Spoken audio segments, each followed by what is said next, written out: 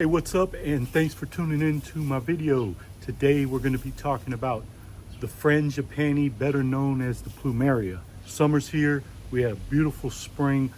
All of my plants are doing really good right now. My Santa Rosa plums have produced a ton of nice plums. My Tangelo tree has a whole bunch of hopefuls on there as long as they hold on. But today I really wanted to talk about these plants right here, the Plumeria. Plumeria is probably in my top most favorite flowering plant. I just love the combinations and colors that the flowers come in. There's just not a lot of other flowering plants, in my opinion, that come in so much of a wide range of beautiful flowers. They're primarily known for the lei flower that's used in the leis. I mean, what more do you want? What else could you think of that's more tropical, more peaceful, more beautiful than that? I just wanted to do a little video about doing cuttings, a little bit of care, and what's the best way to keep your plumerias healthy and to propagate and make more of them. So this particular plumeria right here is the lei rainbow variety, and in my opinion, it's just one of the most beautiful. I was totally blessed to end up with this plant. A friend of mine had this plant. He's a member of the Plumeria Society, and he has tons of cuttings and all types of different varieties that he grows throughout the year.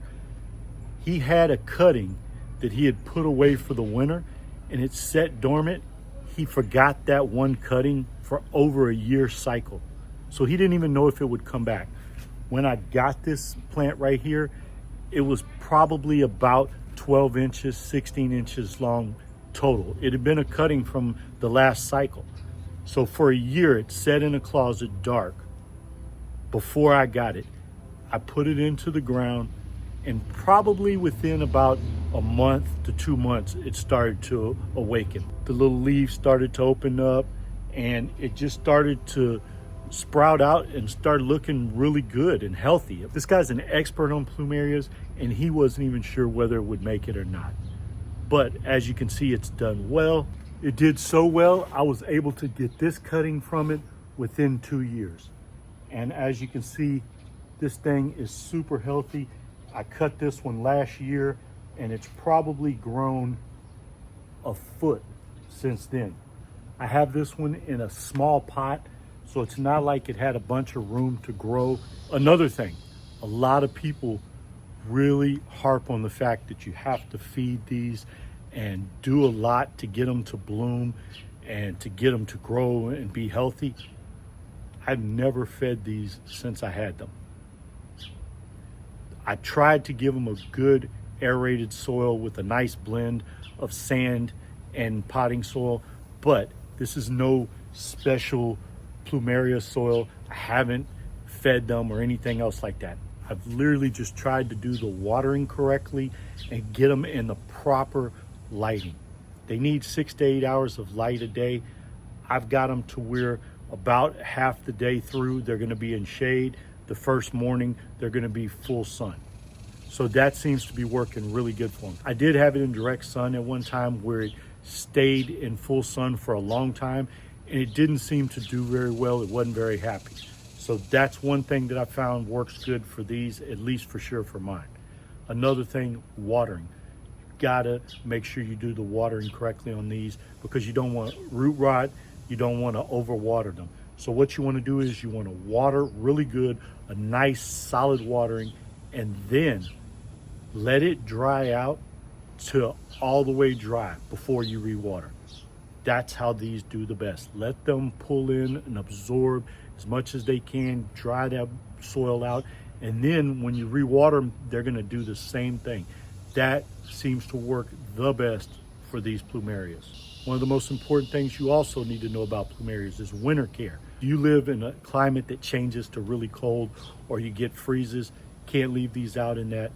A lot of people take a cutting at the winter and let that one dry and scab up, or put some cinnamon on the end to help to keep from getting fungus or anything. And then the rest of the plant, they leave in soil in a pot, or they uproot and they put all that away for the winter. Now, with these, I have not done that. I didn't take them out of the soil.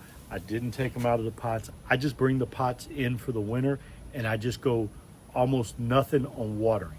They're not in direct sun. They still go almost dormant because the leaves will mainly fall off. You may have a few little ones, but the thing that I noticed is when I brought them back out for the spring, they did so much better. They started blooming faster, they started filling out faster, and they've also started growing new sprouts. So in my experience, if you have them in pots, bring them in, just let them stay the way they are. That's probably been my best luck with them, and that's what I'm gonna continue doing for now. Eventually, as I get some of these growing, I may try to keep some outside and practice tinting and see if that works through a winter. But at this point, I don't want to risk any of these since they were given to me, and I want to continue to propagate them and get them growing. So when you're doing cuttings, you want to get a piece that's about 8 inches long. And when you take that cutting, you want to let it dry for about 5 to 7 days, let it scab over. That way you have less worry of root rot or fungus. Then once it's scabbed over, it's ready to put into the dirt. Now that would be the ideal situation. And I'm gonna tell you, with this one right here, I didn't wait days for it to scab over or anything like that. I just grabbed this plant and stuck it straight into the ground.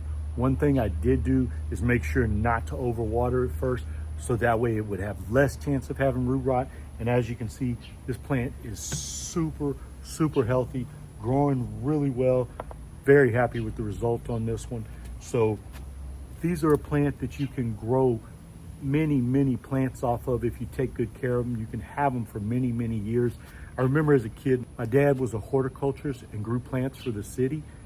And I remember him having some plumerias at home in the winter up on the shelves, just dry or wrapped in newspaper. And I thought to myself, what the heck's he saving these sticks for?